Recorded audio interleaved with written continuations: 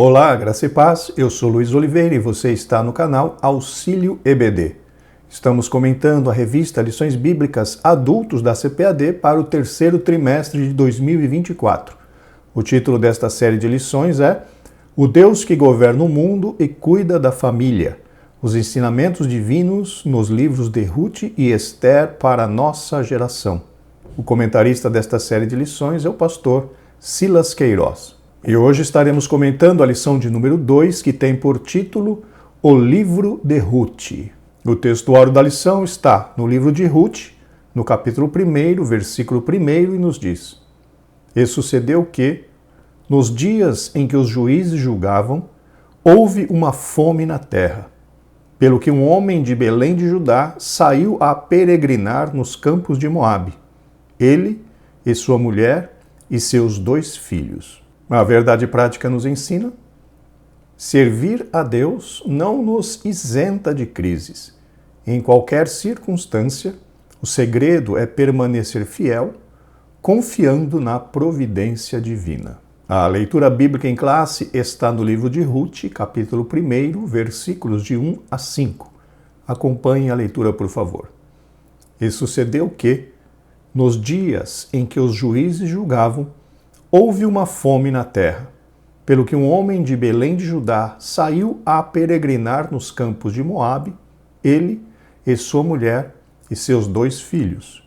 E era o nome deste homem Elimeleque, e o nome de sua mulher Noemi, e os nomes de seus 2 filhos, Malom e Quilion, efrateus de Belém de Judá, e vieram aos campos de Moabe e ficaram ali. E morreu Elimeleque, marido de Noemi, e ficou ela com seus 2 filhos, os quais tomaram para si mulheres moabitas, e era o nome de uma Orfa e o nome da outra Ruth, e ficaram ali quase 10 anos. E morreram também ambos, Malom e Quilion, ficando assim esta mulher desamparada dos seus 2 filhos e de seu marido. Meus irmãos, segundo o plano de aula da revista, esta lição tem 3 objetivos. Primeiro, fazer a análise da organização do livro de Ruth. Segundo, remontar o contexto histórico do livro de Ruth. E terceiro, apresentar o propósito e a mensagem do livro de Ruth. Queridos irmãos, como de costume, gostaria de lembrá-los que, para aqueles que assim desejarem, o arquivo com as notas de aula que eu utilizei para a gravação desta videoaula está disponível para download. O link para download está aqui logo abaixo na descrição deste vídeo. Vamos então ao comentário. Introdução. O livro de Ruth se destaca não apenas por sua beleza literária, mas principalmente pela profundidade espiritual de sua mensagem. Meus irmãos, como o próprio nome da lição nos diz, teremos hoje uma visão geral, um overview a respeito do livro de Ruth, incluindo aí alguns detalhes a respeito da, vamos dizer assim, da classificação do livro. Teremos também um pouco de contextualização histórica, ou seja, nós estaremos dando uma rápida olhada em qual era a situação do povo de Israel quando ocorreu a história de Ruth. E por fim, daremos uma rápida olhada também na mensagem que este importante livro nos traz. E conforme vai ser tratado no tópico 3, este livro traz uma moral, um fundo assim onde ele trata da questão da redenção do povo gentil, quebrando então aquela parede de separação que havia entre israelitas, judeus e os demais gentios. Aqui nós veremos que muitos séculos antes da vinda de Cristo, a Bíblia já estava tratando da inclusão dos gentios no plano da salvação. E é importante nós lembrarmos também que, assim como mencionamos na lição passada, encontramos em todos os livros da Bíblia alguma menção a respeito de Cristo ou de sua obra. E neste livro de Ruth não poderia ser diferente. Fonte de inspiração para judeus e cristãos ao longo dos séculos, o livro narra uma história de amizade, amor e redenção. Meus irmãos, conforme o comentarista pontuou no livro de apoio, alguns escritos bíblicos eram lidos durante as festas oficiais que havia em Israel, e o livro de Ruth é um desses livros que eram lidos, né, durante estas festas. E em relação ao que encontramos nesse livro de Ruth, a relação entre a moabita e sua sogra deveria ser uma ação normal na vida de todo cristão. Ou seja, podemos usar esta relação entre a nora e sogra como sendo uma referência a ser seguida por todos nós. Naquela relação encontramos a demonstração do verdadeiro amor cristão, traduzido ali em fidelidade, humildade e serviço. Uma extraordinária demonstração de como o Todo-Poderoso trabalha em meio às crises para cumprir seus desígnios eternos. Meus irmãos, conforme mencionei na lição passada, a meu ver, nós encontramos nesta história de Ruth uma das formas que Deus usa para recompensar aqueles que abandonam tudo para seguir ao Deus Todo-Poderoso. E podemos ver na história de que quem faz isso, de abandonar tudo para seguir a Deus, recebe da parte do Pai um tratamento diferenciado, porque o próprio Deus passa a tratar esta pessoa como filho. E é exatamente isto que acontece na vida de cada um de nós cristãos que buscam servir a Deus com fidelidade. Deus está, queridos irmãos, cuidando de cada um de nós. Mesmo em meio a dificuldades, mesmo em meio a lágrimas, mesmo em meio a aflições, aleluia, nós podemos ver a mão de Deus operando sobre as nossas vidas. Deus é e sempre será fiel, pois a Bíblia diz que Ele não pode negar a si mesmo. Então, sobre a vida de todos aqueles que o servem e o seguem com sinceridade, Deus está velando para abençoar, para guardar, para proteger e para fazer prosperar. Este é o atuar deste Deus maravilhoso sobre a vida de seus filhos. Ele transforma a tristeza em alegria, perdas em ganhos, derrotas em vitórias. Ruth nos apresenta Jeová Jiré, o Deus que provê. Mas, conforme mencionamos, meus irmãos, esta resposta e ação de Deus está reservada apenas sobre a vida daqueles que são fiéis a Ele. Essa relação com Deus só é vivida por aqueles que lhes são fiéis. Louvado seja o nome do Senhor para sempre. A palavra-chave para esta lição é providência. Chegamos agora ao tópico 1, que nos diz a organização do livro. Subtópico 1. Na Bíblia hebraica. O livro de Ruth pertence à terceira divisão ou seção na Tanakh, a Bíblia hebraica, que é composta apenas dos livros do Antigo Testamento da Bíblia cristã. Essa terceira seção é chamada de Ketuvim, ou agiógrafos, ou escritos. A primeira seção é a Torá, o Pentateuco, e a segunda é a Nevim, profetas. Queridos, essas informações que o comentarista está nos passando, né, a respeito da Bíblia hebraica, não é um conhecimento assim comum entre nós assembleianos, porque mais de 90%, eu acredito que mais de 95% de todos os crentes da nossa Assembleia de Deus têm contato apenas com a Bíblia cristã e não com a Bíblia hebraica. Então aqui nós temos apenas detalhes estruturais a respeito dessa chamada Bíblia hebraica, e quem quiser se aprofundar nesses conhecimentos deverá buscar fontes externas, ou seja, deverá comprar livros, buscar informações adicionais na própria internet. Mas aqui eu vou dar para vocês assim uma visão bem geral, bem resumida a respeito daquilo que eu pesquisei sobre a Bíblia hebraica. Ela contém 24 livros, né, que compõem a literatura sagrada judaica. Conforme o comentarista pontuou, ela é dividida em 3 grupos. O primeiro grupo é formado, ou é chamado da Torá, que é a lei, que é composta dos 5 primeiros livros ali do Antigo Testamento: Gênesis, Êxodo, Levítico, Número e Deuteronômio. Já a segunda parte é chamada de Nevim, que significa profetas, e fazem parte deste grupo. Os livros, são 8 livros, né, que compõem este grupo, e são formados pelos livros de Josué, Juízes, Samuel, percebam que na Bíblia hebraica não existe primeiro e segundo Samuel, Samuel é um único livro. Reis, da mesma forma, não é primeiro Reis e segundo Reis, mas apenas um livro formando o livro dos Reis. Isaías, Jeremias, Ezequiel e os 12 menores, que seriam os 12 profetas menores. Então, estes oito livros fazem parte da segunda subdivisão, chamada de Neviim. E a terceira divisão, chamada de Ketuvim, que significa escritos. Fazem parte desse terceiro grupo 11 livros, sendo Salmos, Provérbios, Jó, Cântico dos Cânticos, Ruth, Lamentações, Eclesiastes, Esther, Daniel, Esdras, Neemias, um livro só também, não é Esdras e Neemias, é Esdras, Neemias, um livro só. E, por fim, o livro de Crônicas. Então, nós temos, dentro da Bíblia hebraica, essas três divisões com estes 24 livros. Lembrando que na Bíblia cristã, no Antigo Testamento, nós temos 39 livros, porque temos aquelas divisões de 1 Reis, 2 Reis, 1 Crônicas, 2 Crônicas, Esdras e Neemias são separados. Enfim, então nós temos algumas separações a mais dentro da Bíblia cristã, porém na Bíblia hebraica, muitos desses livros representam um único livro, conforme acabamos de mencionar. Dentre os escritos, que são 11 livros, estão os Megilot, 5 rolos.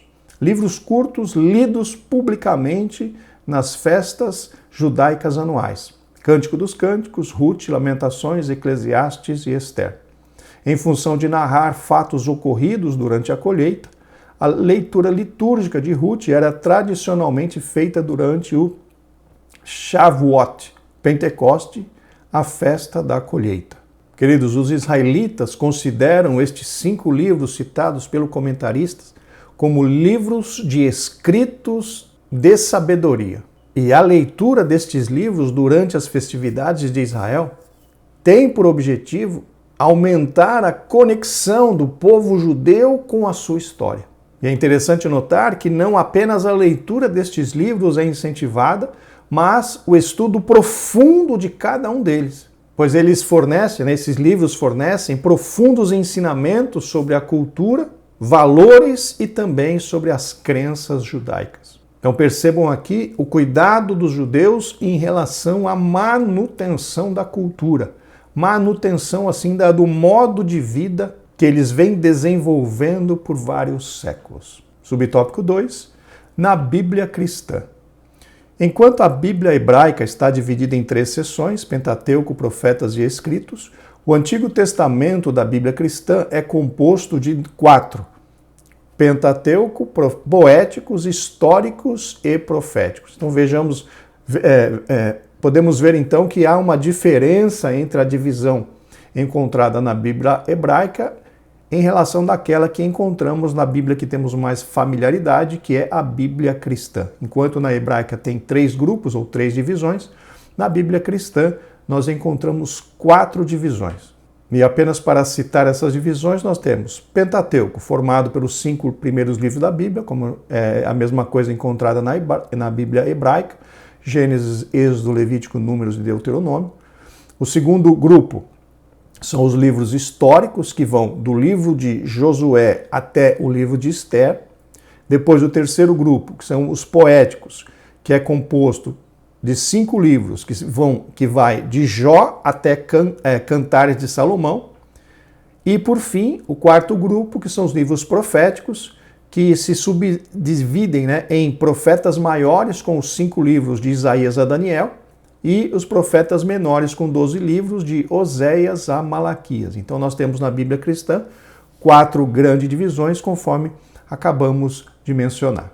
Ruth está caracterizado como um livro histórico, por seu evidente gênero narrativo, mas é identificado também por sua extraordinária beleza poética. Empregando estilo e linguagem próprios do hebraico clássico, o autor expõe aspectos subjetivos da vida dos personagens. A obra está organizada em 4 capítulos, somando 85 versículos. Queridos, o gênero narrativo, ou gênero de escrita narrativo, é aquele em que o autor nos conta uma história. E é exatamente isto que acontece no livro de Ruth, onde temos a história destas duas mulheres que passaram por duras provas, até que a recompensa de Deus as alcançou por conta da sua fidelidade, da fidelidade de cada uma destas mulheres, né? Sem contar também a fidelidade de Deus. Conforme mencionamos há pouco, Deus é fiel e sempre permanecerá fiel. A Bíblia diz que mesmo que nós sejamos infiéis, Deus ainda permanece fiel porque ele não pode negar a si mesmo. Deus é e sempre continuará sendo fiel. Subtópico 3, autoria e data. Há uma diversidade de opiniões entre os eruditos acerca da autoria e data do livro de Ruth. Samuel é o autor mais provável. O Talmud, obra milenar de regulamentos e tradições judaicas, atribui a ele a autoria. Meus irmãos, este Talmud citado pelo comentarista é uma das obras centrais do judaísmo rabínico, né? O que é o judaísmo rabínico? É aquele que é dominado, não vou dizer dominado, mas aquele onde existem vários rabinos, vários mestres que ensinam, né, os mandamentos, os preceitos de Deus para o povo. Então o Talmud é um livro central ali dentro do judaísmo rabínico, e ele é formado e é composto, né, por dois componentes principais, o Mishnah e o Gemará. E segundo eu pesquisei, ele representa uma coleção de discussões rabínicas, né, sobre leis, ética, costumes, história e filosofia judaicas. Então esse Talmud é uma obra auxiliar, esse Talmud não está colocado acima da Bíblia hebraica, acima da Torá, acima dos escritos sagrados, mas é uma obra usada como apoio. É como se fossem os nossos livros, os livros que nós encontramos aqui dentro, né, da nossa cultura ocidental. Nós como cristãos temos a Bíblia como a nossa única regra de fé e prática, mas também nós nos utilizamos de outros livros auxiliares, livros que dão apoio ao nosso aprendizado bíblico, mas sendo que a Bíblia sempre deve ocupar a primeira posição. Então esse Talmud nada mais é do que essa coleção, né, de discussões rabínicas, ou seja,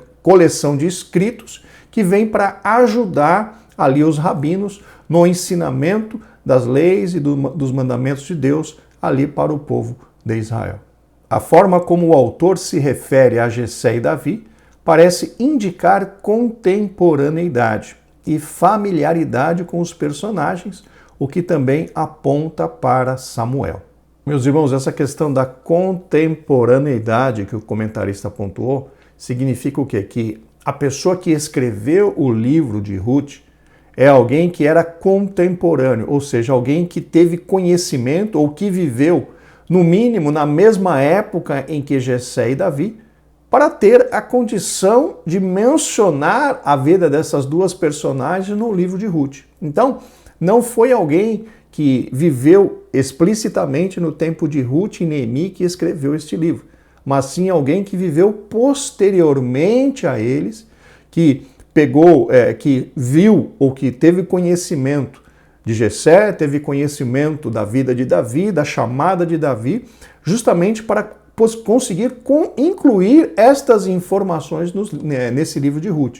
Então, essas questões fortalecem bastante a questão da autoria do livro ter sido o autor do livro ter sido Samuel, porque Samuel detém todas essas características necessárias, né, os conhecimentos necessários para conseguir escrever e para conseguir formar este livro tão maravilhoso. Então, os teólogos atribuem a Samuel a autoria do livro de Ruth. Além disso, as características gerais da obra indicam uma atmosfera própria do início do período da monarquia de Israel. Sendo assim, o livro teria sido escrito no século X a.C.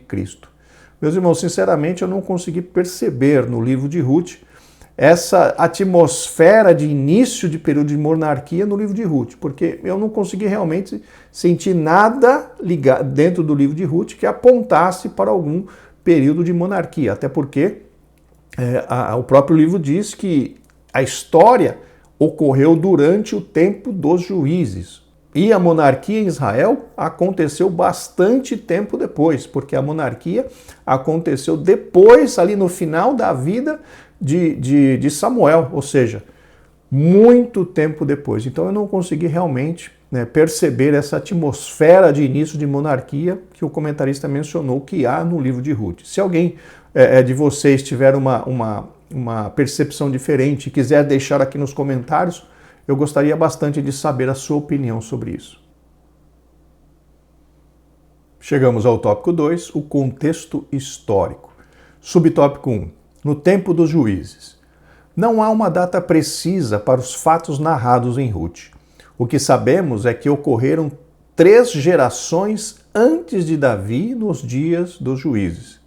Este período dos juízes durou mais de 3 séculos. Começou depois da morte de Josué, por volta de 1375 a.C., e se estendeu até o início da monarquia de Israel, com a ascensão de Saul ao trono, que ocorreu ali em 1050 a.C. Meus irmãos, conforme mencionamos na lição anterior e também nós lemos na leitura bíblica em classe, Elimeleque saiu de Israel indo para as terras de Moabe em um período onde havia fome na terra. Porém, no livro de Juízes nós vemos que houve várias situações em que a fome atingiu ali Israel tão somente por conta da desobediência do povo aos mandamentos do Deus Todo-Poderoso. Todas as vezes que o povo abandonava a Deus e passava a ter práticas idólatras, passavam a adorar os deuses ali daqueles povos que estavam misturados no meio deles, todas as vezes que isso acontecia, Deus liberava sobre a vida deles juízo, e com isso os seus inimigos vinham e venciam os judeus, os israelitas nas batalhas, e aí começavam tempos difíceis, tempo de fome, tempo de perseguição e tudo mais. Então, como houve vários períodos de lutas, de guerras e de fome ali em Israel no período dos juízes, então para nós fica difícil determinar exatamente em qual desses períodos que a vida ali de Ruth se desenrolou, ou enfim, aconteceu. Então, mas nós sabemos que a vida de Ruth, aquela situação de Ruth, Noemi e Boaz, essa situação ocorreu ali durante o tempo dos juízes, mas a data precisa não conseguimos determinar. Foi marcado, ou seja, este período foi marcado por uma grande anarquia e uma profunda apostasia e infidelidade do povo hebreu. Uma frase que identifica bem aquela época sombria é: cada qual fazia o que parecia direito aos seus olhos. Sem uma sábia direção, o povo perece. Meus irmãos, uma das lições mais importantes que precisamos tirar do livro dos Juízes é que o povo de Deus precisa ter uma liderança comprometida com o Todo-Poderoso. E o livro nos mostra claramente que, quando não há uma direção desta forma, a tendência do povo é desviar-se dos mandamentos do Senhor e passar a seguir os desejos do seu coração. Uma outra questão bastante importante a ser mencionada é que a Bíblia compara o povo de Deus com ovelhas. E ovelhas é um tipo de gado, é um tipo de animal, que é um tipo de animal dócil que precisa ter um pastor, precisa ter a proteção de alguém, proteção, direção, cuidado de alguém. Caso contrário, a ovelha se torna presa fácil de predadores. Vamos ler uma afirmação que o Senhor Jesus Cristo fez ali no Evangelho segundo São Mateus, capítulo 9, versículo 36, na Nova Versão Transformadora. Quando viu as multidões, teve compaixão delas, pois estavam confusas e desamparadas como ovelhas sem pastor. Então percebam que pessoas, cristãos, principalmente, ou essa classe de cristãos, são basicamente aqueles que ainda não atingiram a maturidade espiritual. Os cristãos que ainda são imaturos, eles dependem quase que integralmente de alguém para dirigir as suas vidas, para lhes ensinar, para lhes proteger, para lhes mostrar o caminho que eles devem andar. Essa situação muda ligeiramente quando um cristão atinge a sua maturidade espiritual. Quando o cristão está ali na sua maturidade espiritual, ele já não tem tanta, vamos dizer assim, ele já não tem tanta dependência espiritual do seu pastor, no sentido de, ele depende do seu pastor para aprender a Bíblia, ele depende do seu pastor para lhe dizer o que ele deve fazer. Não, o cristão, quando ele atinge a sua maturidade, e eu não estou querendo dizer aqui, meus irmãos, que quando o crente já é maduro não precisa do pastor de forma alguma, não, eu não estou querendo dizer isso. O que eu estou querendo dizer é que conforme nós vamos atingindo a maturidade dentro da fé, isso não tem nada a ver com tempo de crente, ser maduro na fé e ser velho na fé são coisas completamente diferentes. O que eu quero dizer é que quando o cristão atinge a sua maturidade espiritual, ele já sabe estudar a Bíblia, ele já está fundamentado, já está apoiado, a sua fé já está apoiada nos pilares corretos da palavra de Deus. Então ele não é tão dependente espiritualmente do seu pastor, no sentido de precisar do pastor para, por exemplo, aprender como ler a Bíblia, para precisar do seu pastor para ter conselhos básicos da vida cristã. Não, quando a pessoa é um cristão maduro, ele não precisa do pastor para essas coisas. Por quê? Porque ele já aprendeu isso e já desenvolveu na sua vida essas características e essas habilidades. Mais uma vez, eu não estou querendo dizer com isso que o cristão não vai precisar do seu pastor de forma nenhuma. Todos nós precisamos ter um líder espiritual.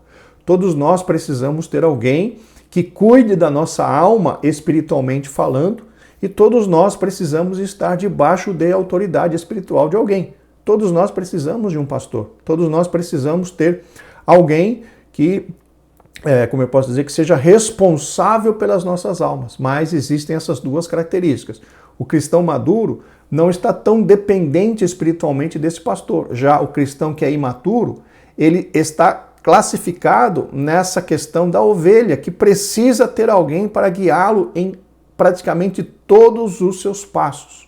Então, queridos irmãos, e nós vemos hoje, infelizmente, que a maioria dos nossos cristãos são formados de pessoas imaturas, pessoas que ainda não atingiram a maturidade espiritual. E nós vemos um exemplo muito clássico disso, que acontecia lá em Corinto. Mesmo Corinto sendo uma igreja onde os 9 dons do Espírito Santo se manifestavam, aquela igreja era formada por crentes carnais, crentes imaturos, crentes que praticavam coisas que estavam relacionadas a pessoas que não tinham o profundo conhecimento de Deus e não tinham também a maturidade espiritual necessária. Então percebam que, principalmente os cristãos que estão no começo da sua jornada, os cristãos que são meninos na fé, aqueles cristãos que ainda não atingiram a maturidade, estas pessoas dependem grandemente dos seus líderes para receberem ali instrução, receberem ali condição espiritual para poder continuar caminhando. Já os crentes maduros, que alcançaram a maturidade espiritual, eles já não têm essa dependência, essa grande dependência como aqueles que são novos na fé ou são imaturos. Ele já consegue andar com as suas próprias pernas, mais uma vez repetindo, todos os cristãos precisam ter um líder espiritual. Então, mesmo esses crentes maduros, eles precisam estar dentro de uma igreja, eles precisam estar sujeitos à autoridade espiritual de um pastor, porque é isso que a Bíblia fala. Normalmente, os cristãos, que saem da igreja e passam a servir a Deus em casa, não estou dizendo todos, mas existe uma tendência muito grande dessas pessoas acabarem se distanciando do verdadeiro evangelho. Elas continuam crendo, elas continuam se achando cristãs, mas acabam naturalmente se afastando do verdadeiro evangelho, se afastando das boas práticas cristãs e acabam, muitas vezes, vivendo uma vida cristã de acordo com o seu coração deseja. Então, queridos irmãos, todos nós precisamos ter sobre as nossas vidas a liderança espiritual de alguém. Nós precisamos estar debaixo da liderança espiritual de um pastor. Mesmo que nós sejamos, já tenhamos atingido a estatura ali de maturidade na fé, maturidade espiritual, mas mesmo assim nós precisamos estar debaixo da autoridade espiritual de um pastor, de um ministério. E aí Infelizmente temos diversos tipos de ministério, diversos tipos de pastores, e aí cabe a nós buscar aquele, vamos dizer assim, aquele ministério, aquela questão, aquela, vamos dizer assim, aquela liderança, né, que condiza com aquilo que a Bíblia nos ensina. Subtópico 2, secularismo, hedonismo e idolatria. Depois da morte de Josué e dos demais líderes de seu tempo, levantou-se uma geração que não tinha uma profunda comunhão com Deus e não conhecia o que ele havia feito ao povo hebreu. Israel cedeu ao estilo de vida pecaminoso dos cananeus e foi atraído à adoração de seus deuses. Na realidade, meus irmãos, não querendo dizer que o comentarista está errado, mas a Bíblia nos diz algo ainda mais, vamos dizer assim, enfático. A Bíblia diz que quando Josué e todos aqueles líderes que acompanharam Josué, acompanharam o povo de Israel ali nas suas batalhas, morreram, se levantou uma outra geração, não é que não tinha profunda comunhão com Deus, mas uma geração que não conhecia a Deus. É ainda mais grave do que o comentarista mencionou. Vamos ler o que está ali no livro de Juízes, no capítulo 2, versículos 10 e 11, na Nova Versão Transformadora. Juízes, capítulo 2, versículos 10 e 11, na Nova Versão Transformadora.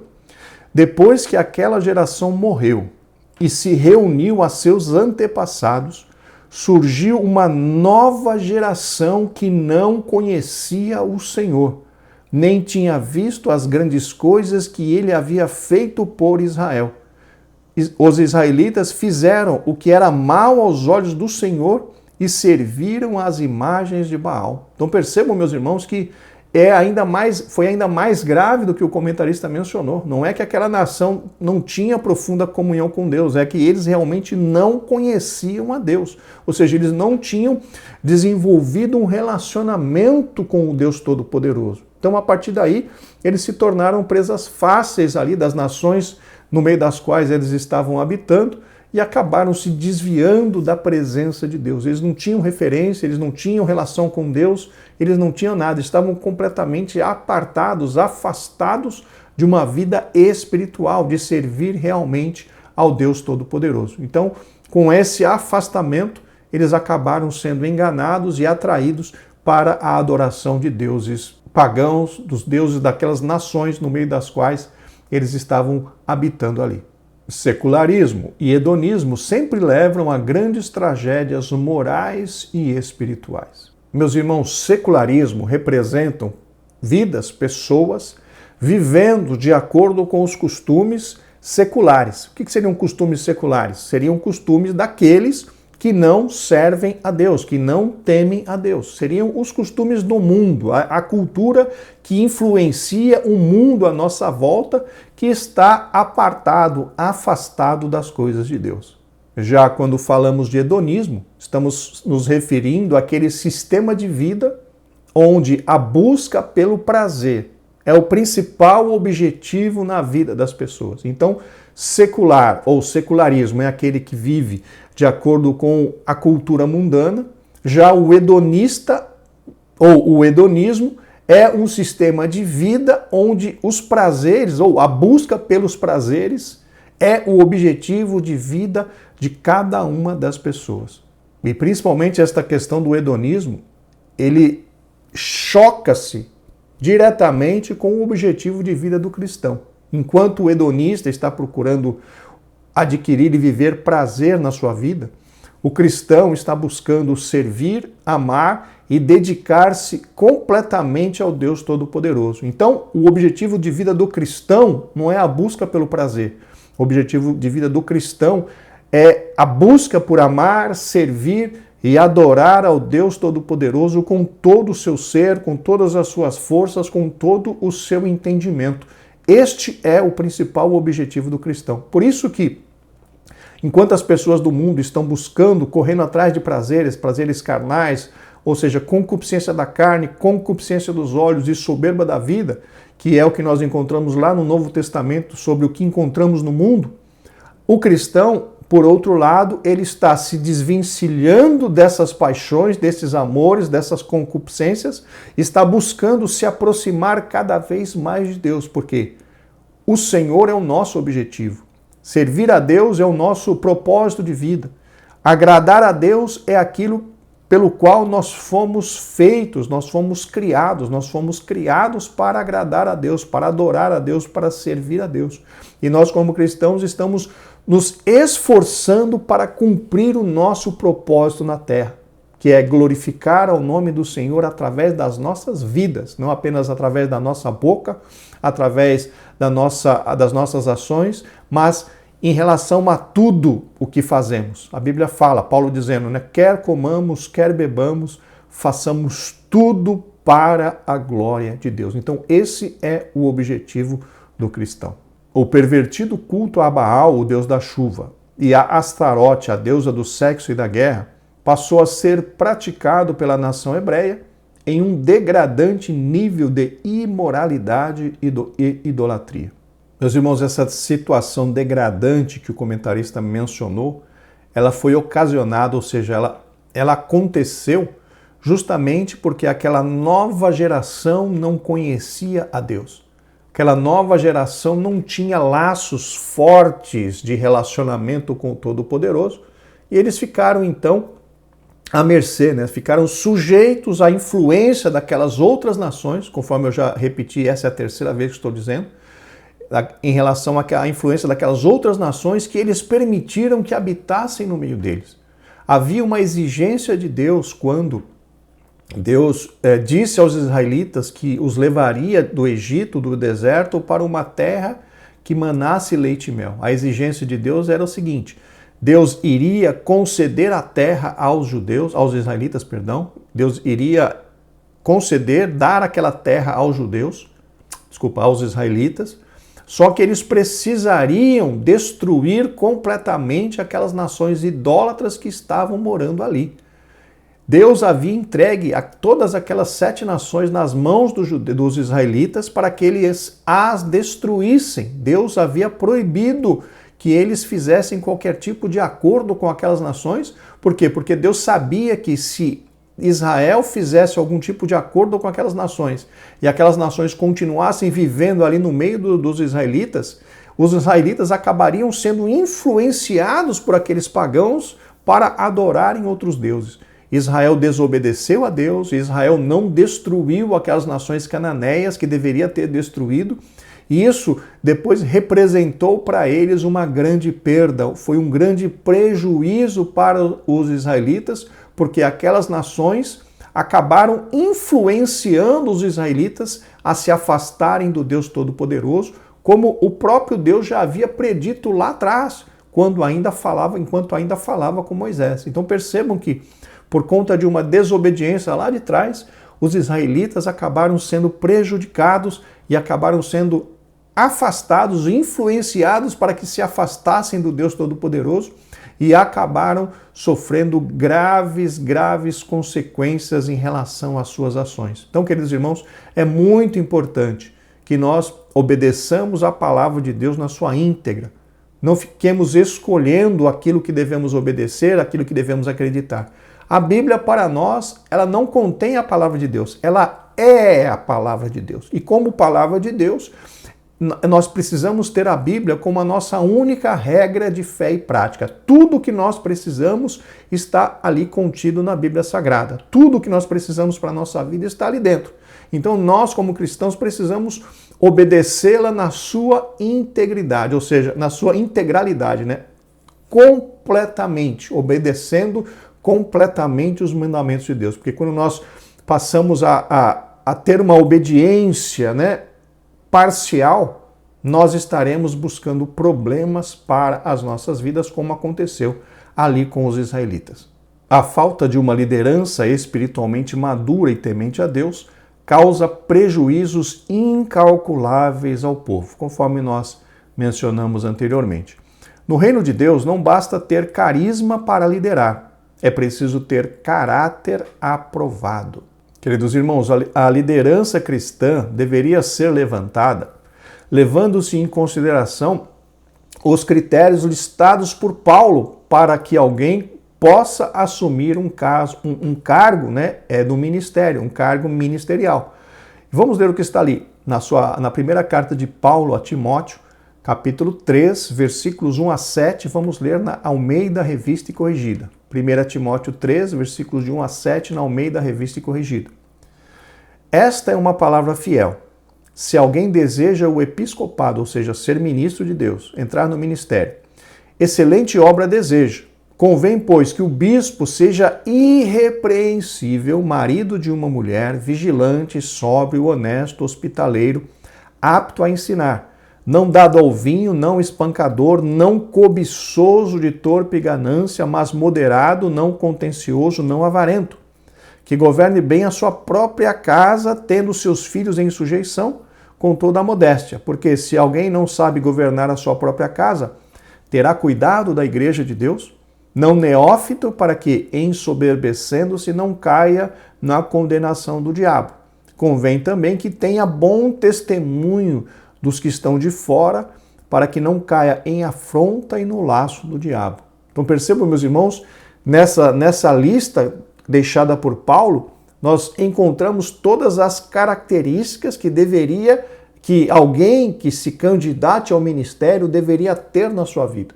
Aqui não se fala, por exemplo, em afinidade com o pastor, em apadrinhamento ou situação financeira. Não, todos esses requisitos que aqui estão são dados por Paulo para que alguém possa exercer ou possa desejar, na realidade possa exercer um cargo eclesiástico. Bom seria para toda a igreja se o ministério observassem estas características antes de levar alguém ali por uma posição de liderança, por uma posição ministerial. Porque, além de tudo, esta é vamos dizer assim, um requerimento da palavra de Deus. Alguém que esteja na liderança precisa ter em sua vida todas essas características listadas por Paulo ali. Subtópico 3, opressão, clamor e livramento. A apostasia tornou Israel presa fácil de seus inimigos, que atacavam e saqueavam suas cidades e terras, e mantinham o povo sob domínio opressor por longos períodos. Meus irmãos, aqui o comentarista menciona algo que é bastante triste, mas é uma realidade, podemos chamar de triste realidade. O povo de Israel se afastou do Deus verdadeiro e passou a adorar outros deuses, conforme mencionamos, influenciado por aquelas nações que ainda estavam ali vivendo no meio deles. E o que aconteceu com isso? Quando o Israel se afastou de Deus adorando a outros deuses, o próprio Deus permitiu que outras nações viessem sobre Israel para poder castigá-los pela sua desobediência. Vamos ver o que está ali no livro de Juízes, capítulo 2, versículos do 12 ao 15, vamos ler na Almeida Revista e Corrigida. Vejam com atenção. E deixaram o Senhor Deus de seus pais, que os tirara da terra do Egito, e foram-se após outros deuses, dentre os deuses das gentes que havia ao redor deles, e encurvaram-se a eles e provocaram o Senhor a ira. Percebam, com aquelas ações, os israelitas estavam provocando a ira de Deus. Porquanto deixaram ao Senhor e serviram a Baal e Astarote, pelo que a ira do Senhor se acendeu contra Israel e os deu na mão dos roubadores e os roubaram, e os entregou nas mãos de seus inimigos ao redor, e não puderam mais estar em pé diante de seus inimigos, por onde quer que saíam, a mão, percebam isso, a mão do Senhor era contra eles para mal, como o Senhor tinha dito e como o Senhor lhe tinha jurado, e estavam em grande aperto. Vejam, meus irmãos, Deus não apenas liberou Israel para ser atacado pelos seus inimigos, mas o próprio Deus a própria mão de Deus estava contra Israel por causa da sua desobediência. Então percebam, não foi apenas a liberação de Deus, é como se Deus falasse, inimigos de Israel, pode entrar lá que eu não vou intervir. Não era apenas isso. Deus liberou os inimigos de Israel para atacar Israel, mas ainda assim Deus estava ajudando os inimigos a vencer Israel. A mão de Deus estava contra os israelitas por causa da desobediência daquele povo. O pastor Luciano Subirá tem uma mensagem muito interessante, onde ele menciona, né, quando Deus é o nosso inimigo, ou seja, quando Deus se posiciona contra nós.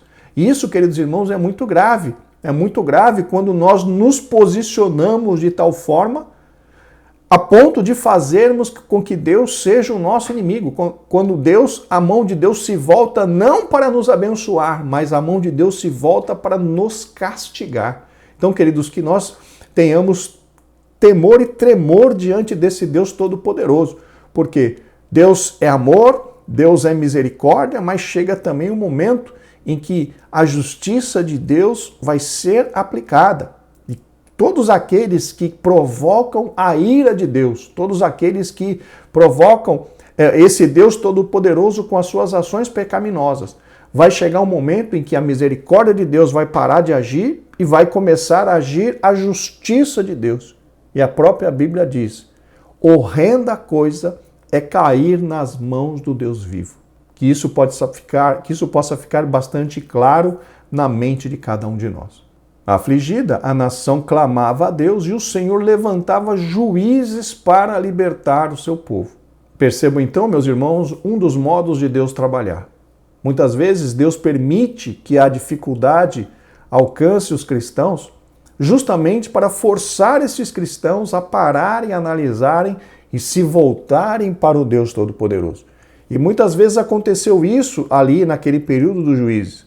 Deus permitia que os inimigos atacassem Israel, Deus até ajudava os inimigos a vencerem Israel, tão somente para que Israel despertasse do seu sono, despertasse daquela situação em que estava vivendo e se voltasse para o Deus Todo-Poderoso.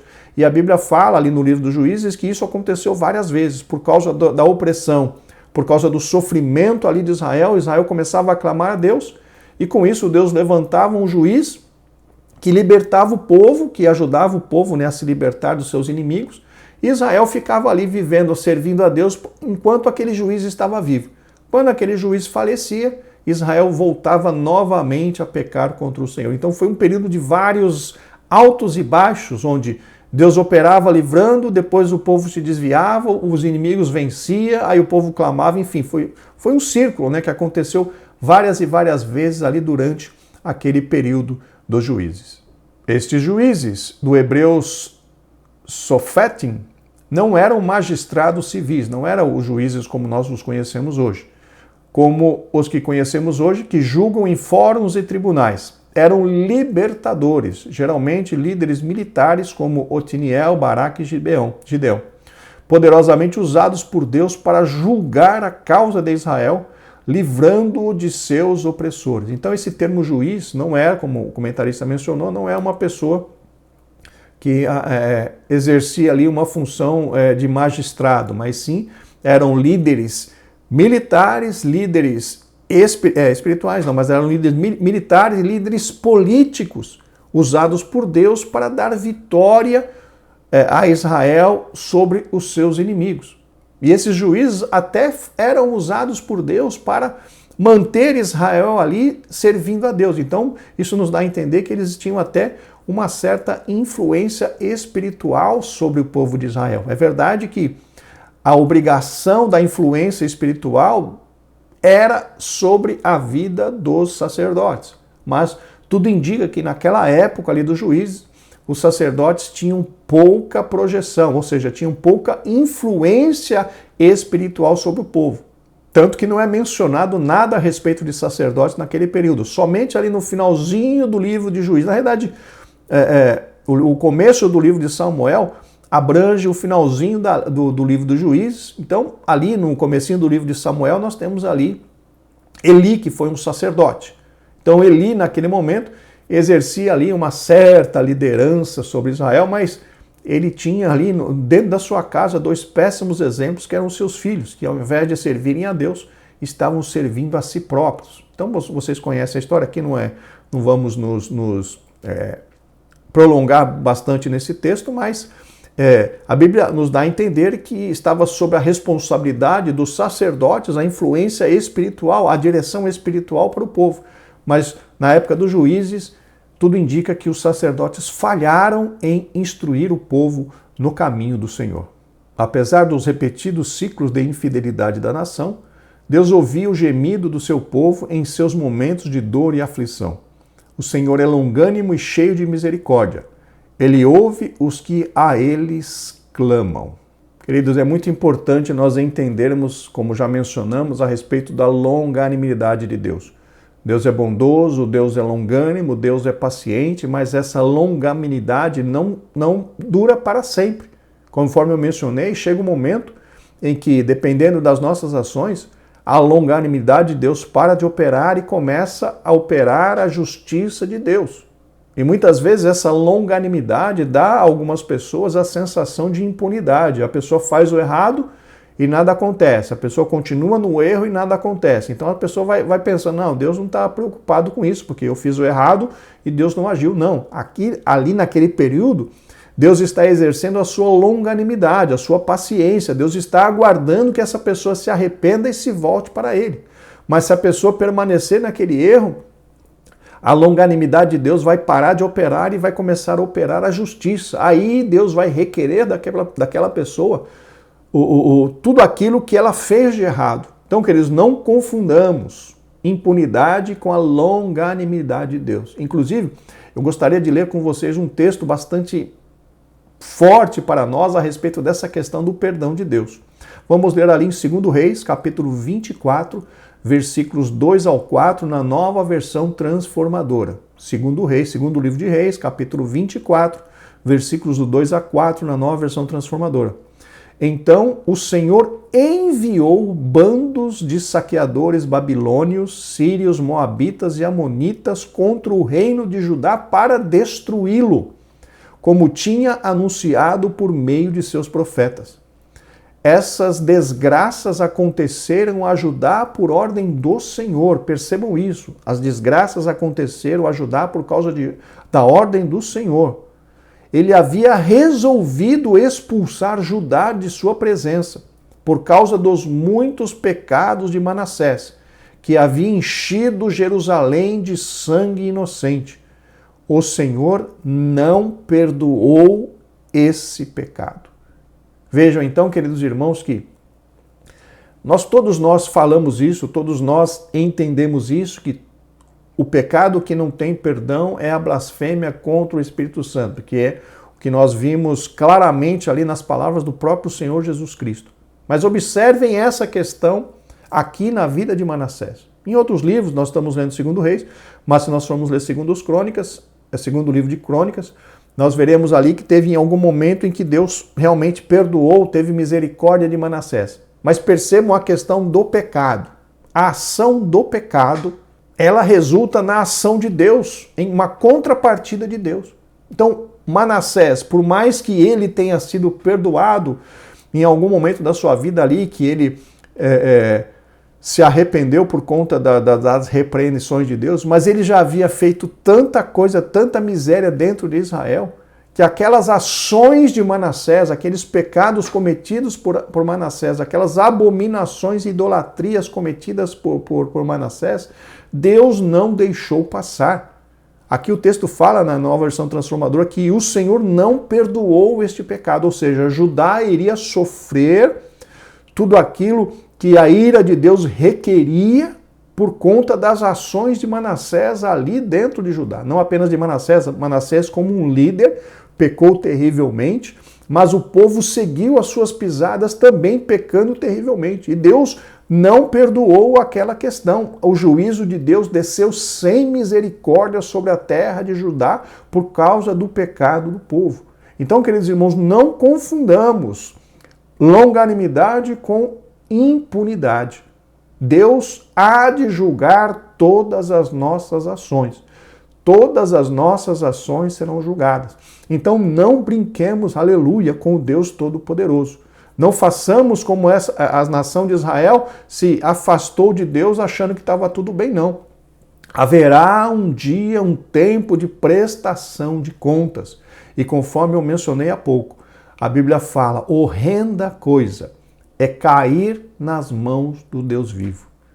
Que pensemos nisso, irmãos, que tenhamos isso muito claro na nossa mente. Chegamos ao tópico 3, propósito e mensagem. Subtópico 1, o cetro de Judá. Vários propósitos são atribuídos ao livro de Ruth. O principal e mais evidente deles é apresentar Davi como descendente de Judá, a tribo real da qual viria o Messias, o leão da tribo de Judá, a raiz de Davi. Gênesis 49:10 diz: o cetro não se arredará de Judá, nem o legislador dentre seus pés, até que venha Siló, e a ele se congregarão todos os povos. Meus irmãos, notem que nesse versículo apontado pelo comentarista, lá desde o início da Bíblia Sagrada, em Gênesis, o Espírito Santo já vinha falando que Deus levantaria um legislador, o Messias, e esse Messias viria da tribo de Judá. E quando falamos do reino do Messias, a Bíblia traz diversos versículos que apontam para essa questão do reino perpétuo de Davi, que não era de Davi, né, mas do descendente de Davi, no caso, Cristo Jesus, o nosso Senhor. Vamos ler o texto que está ali no segundo livro de Samuel, capítulo 7, versículos 12 e 13, na Almeida Revista e Corrigida. Quando teus dias forem cumpridos e vieres a dormir com teus pais, então farei levantar depois de ti a tua semente, que procederá de ti, e estabelecerei o seu reino. Este edificará uma casa ao meu nome e confirmarei o trono do seu reino para sempre. Nós sabemos, irmãos, que Davi morreu, nós sabemos que Salomão morreu. Como que a Bíblia diz que estabelecerei o seu trono para sempre? Justamente apontando para a vida de Cristo Jesus, que é o Rei dos reis e é o Senhor dos senhores. Então aqui Deus já estava fazendo uma menção direta ao reino perpétuo de Cristo, que por enquanto não se transformou num reino físico, mas que se transformará no milênio, mas no reinado espiritual do Filho de Deus. Este reino, ele durará para sempre, louvado seja o nome do Senhor. Embora Rúben fosse o primogênito de Jacó, ou seja, o primeiro filho, seu ato de desonra ao leito de seu pai, deitando-se com sua concubina, fez com que perdesse a primogenitura, a posição de liderança. A promessa feita a Abraão seguia agora pela descendência de Judá. Queridos irmãos, aqui nós precisamos de um esclarecimento. Realmente, quando Rúben se relacionou intimamente com a concubina de Jacó, ele perdeu ali o direito da primogenitura. Porém, a primogenitura não passou para Judá. A primogenitura da família ali de Jacó passou para José. E é isso que a Bíblia nos fala. Vamos ler o que está ali em 1º livro de Crônicas, capítulo 5, versículos 1 e 2, na Almeida Revista e Corrigida. Primeiro livro de Crônicas, capítulo 5, versículos 1 e 2, na Almeida Revista e Corrigida. Quanto aos filhos de Rúben, o primogênito de Israel, porque ele era o primogênito, mas porque profanara a cama de seu pai, deu-se a sua primogenitura aos filhos de José, filho de Israel, para assim não ser contado na genealogia da primogenitura. Porque Judá foi poderoso entre seus irmãos, e dele provém o príncipe, o Cristo. Porém, a primogenitura foi de José. Então, que isso fique bastante claro. A primogenitura é bem diferente da questão de ser a nação de onde viria o Cristo. A primogenitura saiu de Rúben para a família de José, no caso ali Efraim, que tinha a proeminência ali dentro da família de José, acabou representando, né, o primogênito de Jacó. Porém, na questão espiritual de onde viria o príncipe, o Cristo Jesus, ali mantém-se sobre a tribo de Judá. Então são duas coisas diferentes. Rúben perdeu e a primogenitura foi para os filhos de José, mas a questão da tribo de onde viria o Messias continuava ali sendo Judá. Sendo Samuel o autor do livro de Ruth, o propósito de registrar a genealogia de Davi ganha ainda mais sentido, já que naquele tempo o rei de Israel era Saul, um benjamita. A ancestralidade de Davi o legitimava para o trono.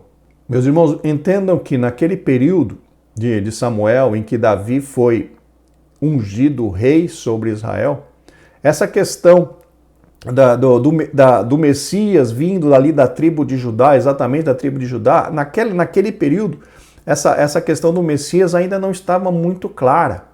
Essa ideia foi sendo desenvolvida lentamente através dos séculos, conforme nós encontramos nas Escrituras, mas naquele momento, exatamente naquele momento ali em que Saul era rei, em que Davi havia sido ungido, essa ideia de que de Judá viria o legislador, viria ali o Filho de Deus, ainda não estava totalmente clara. Conforme eu mencionei e vou repetir, essa ideia veio sendo desenvolvida lentamente através das Escrituras. Nós encontramos alguma coisa ali nos livros históricos, mas depois nós encontramos várias coisas ali no livro de Salmos, nós encontramos principalmente nos profetas várias situações ali confirmando toda essa questão de Judá, essa questão da descendência de Davi, mas naquele momento, enquanto Saul era rei, essa ideia ainda não estava clara.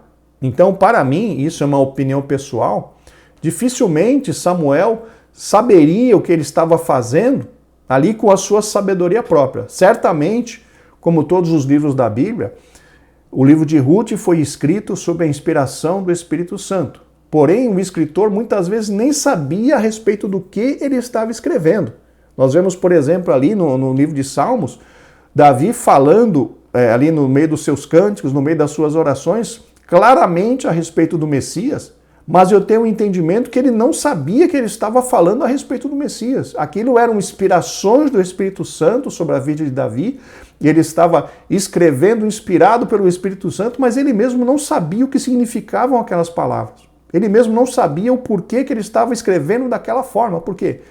Todos os escritores bíblicos foram instrumentos nas mãos do Espírito Santo. Eles receberam inspiração do Espírito Santo, mas nós entendemos que muitas vezes eles mesmos não sabiam o porquê que eles estavam escrevendo daquela forma. Mas o Espírito Santo estava sempre no controle de todas as coisas. Então, esse ponto apontado pelo comentarista de que era importante Samuel escrever Ruth ali para confirmar a genealogia de Cristo ali, de Cristo ali na família de Judá, eu não vejo bem dessa forma, justamente por causa desse contexto. Naquele momento ainda não estava muito claro para aquele povo essa questão da genealogia vindo de Judá até chegar ali na pessoa de Cristo. Subtópico 2, amor e redenção. A mensagem principal de Ruth é o amor de Deus e seu plano de redenção da humanidade. Como representantes dos judeus e gentios, respectivamente, Boaz e Ruth prenunciam a derrubada da parede de separação. Meus irmãos, conforme mencionamos na introdução, essa questão da unificação global no que diz respeito à salvação ainda estava oculta para os judeus naquele período.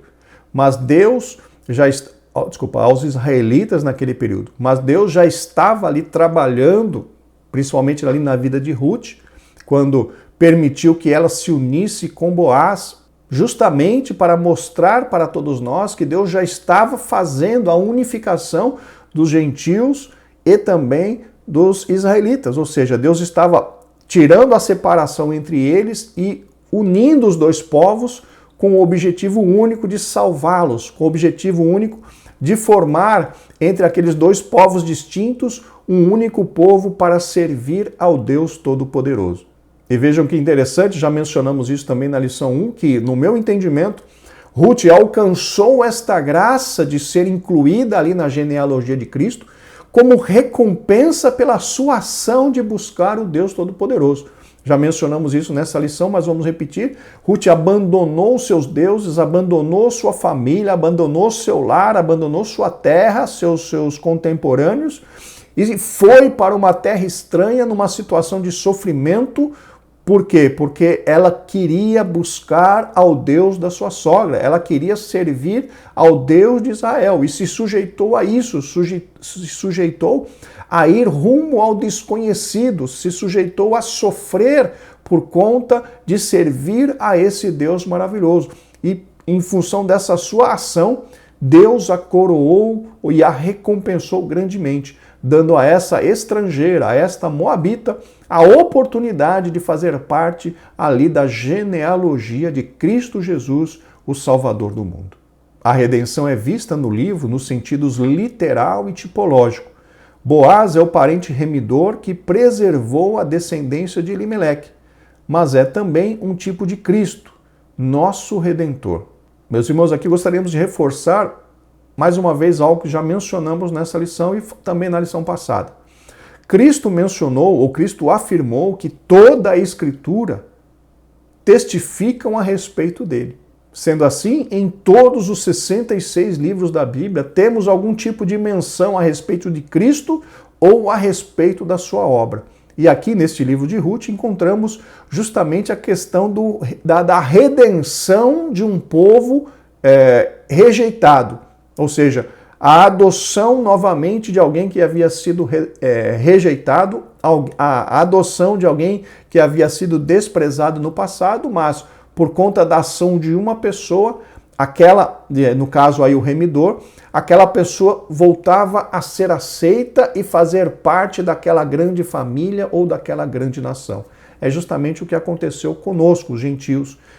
A salvação era apenas para Israel, porém, com a rejeição de Israel em relação à pessoa de Cristo Jesus, a porta se abriu para todos nós, os gentios, e hoje estamos todos juntos, judeus convertidos e gentios convertidos, todos nós fazemos parte da mesma família espiritual, a família de Deus. Louvado seja o nome do Senhor. Então, no livro de Ruth, nós temos ali, conforme o comentarista mencionou, sentidos literal e também sentido tipológico, ou seja, falando da tipologia bíblica, falando daquilo que aconteceria no reino espiritual, a inclusão dos gentios dentro da família de Deus.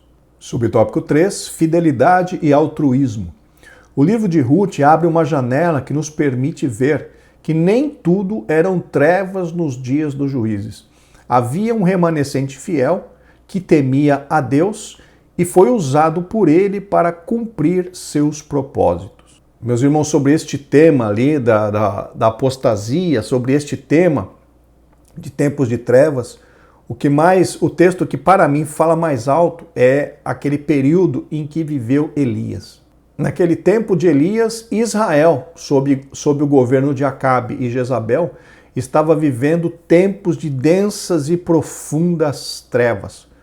A nação de Israel havia se afastado completamente de Deus e Elias estava vivendo uma situação tal que ele achava que ele estava sozinho defendendo ao Deus Todo-Poderoso. A situação era tão triste que Elias, no momento de crise, no momento de depressão, desistiu até de viver, fugiu de Jezabel e desejou a morte. Ele chegou até a pedir que Deus viesse para tirar a vida porque ele se achava sozinho. Ele achava que ele estava sozinho. Vamos ver. Vamos ler esse diálogo entre Elias e Deus. Ele está ali no primeiro livro de Reis, capítulo 19, versículos 13 ao 18, na Almeida Revista e Corrigida. E sucedeu que, ouvindo a Elias, envolveu o seu rosto na sua capa e saiu para fora. E pôs-se à entrada da caverna. E eis que veio a ele uma voz que dizia: Que fazes aqui, Elias? E ele disse: Eu tenho sido em extremo zeloso pelo Senhor Deus dos exércitos, porque os filhos de Israel deixaram o teu concerto, derrubaram os teus altares e mataram os teus profetas à espada. Percebam agora. E eu fiquei só, e buscam a minha vida para matirarem. Vejam só, ele estava achando que dentre todo Israel só tinha ficado ele para defender, vamos dizer assim, a honra de Deus, para defender aquilo que Deus estava querendo fazer. Ele se achava sozinho. Ele chegou ao ponto de desistir, mas veja o que Deus falou para ele.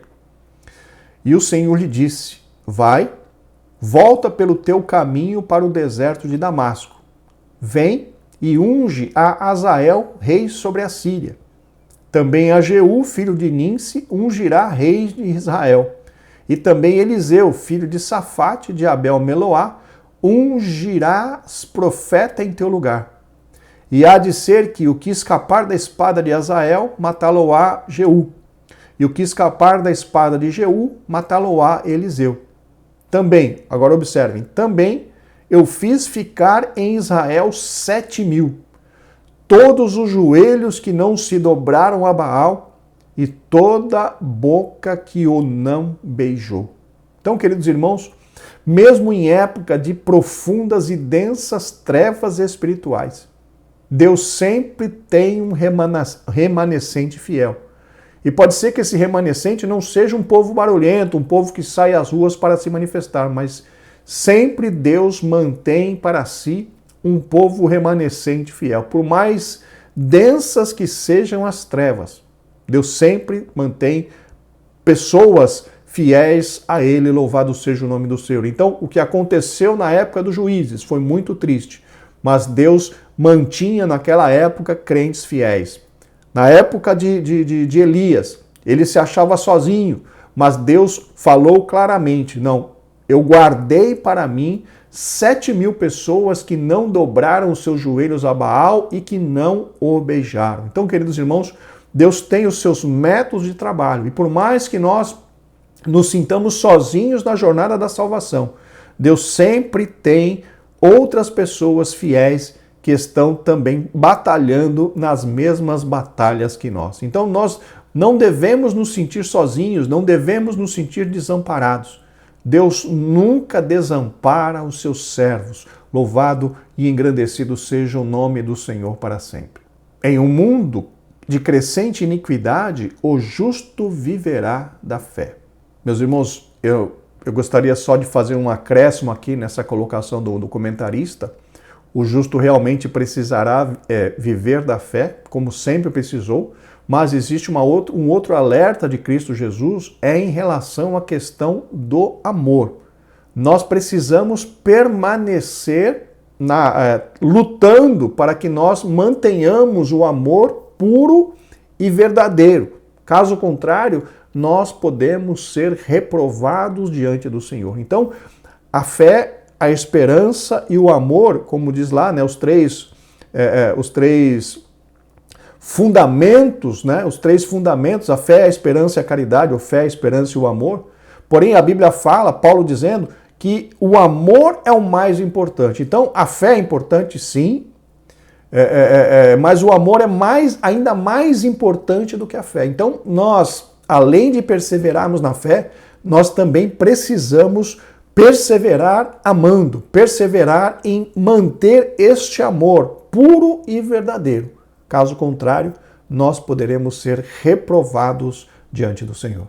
Inclusive, só para lembrar, uma das igrejas, uma das cartas às igrejas da Ásia, falava justamente para a igreja de Éfeso que eles haviam perdido o primeiro amor. E isso fazia com que aquela igreja estivesse reprovada diante de Deus. Então, esse tema é um assunto muito sério para todos nós, servos de Deus.